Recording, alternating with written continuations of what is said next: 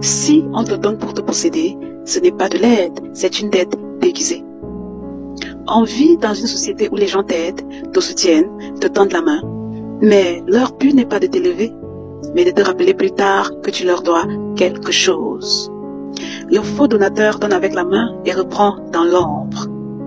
Son but n'est pas ton bien-être, mais ton endettement moral.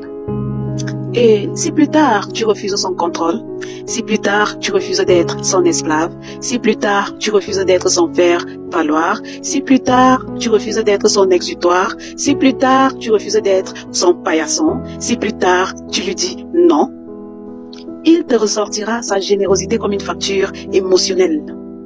Ne crois pas toujours que les gens t'aident. Ils sont en train de noter, compter, archiver. Ils attendent le jour où ils vont t'envoyer l'addition, comme un boomerang en pleine figure, accompagné de phrases pour bien éveiller de la culpabilité en toi, du style « Après tout ce que j'ai fait pour toi, je me suis battu pour toi, je me suis sacrifié pour toi, tu es ingrat.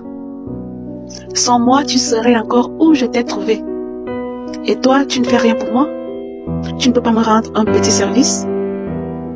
Ce n'était pas du don que cette personne t'a fait, mais c'était une stratégie bien organisée pour te manipuler et pour t'asservir. Car toute personne intègre sait que sa liberté s'arrête là où celle des autres commence.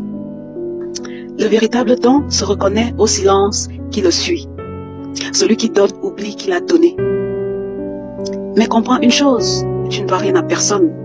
Personne ne doit rien à personne. On se complète. Tous, sans exception.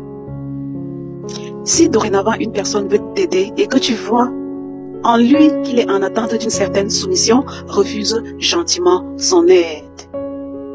Car tout ce qu'on te donne en espérant qu'un jour tu vas t'incliner est un poison. Mais tu ne t'imagines même pas. C'est pas un don, c'est pas de la générosité. Car le véritable amour, le véritable soutien n'a pas de mémoire comptable. Et Dieu, il nous enseigne que tout ce que tu donnes, tu le récupères. Tout ce que tu envoies à l'univers te revient toujours, mais pas forcément de la personne que tu as donnée. Alors, sache que si tu dois continuellement remercier des gens pour exister, pour respirer, tu es dans une dette émotionnelle toxique. Tu n'es pas dans une relation. Ils ne t'ont pas aidé toi. Ils ont alimenté leur ego. Ils ont nourri ce besoin d'être indispensable. Ils n'en ont rien à foutre de ta gueule.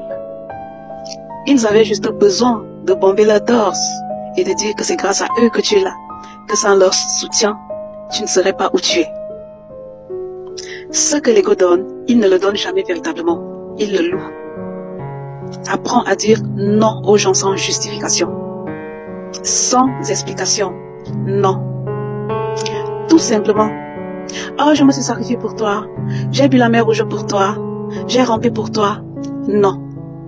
Toute personne intègre, qui t'aime et qui te respecte, respecte tes limites, tes valeurs et tes convictions. Le soutien est devenu un outil de manipulation et de domination. Il y a des gens qui sont endettés même en dehors de la banque. C'est faux. It's crazy. La dette émotionnelle est la pire des prisons. Krishnamurti disait, ce que tu acceptes avec culpabilité devient une corde autour de ton cou. Tu vois les personnes qui aiment ce genre de citations, bannis-les de tes contacts.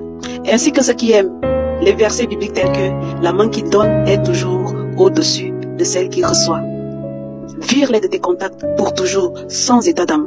Ces gens ne sont pas là pour t'aider. Ils sont là pour t'assujettir, pour avoir de l'ascendant sur toi.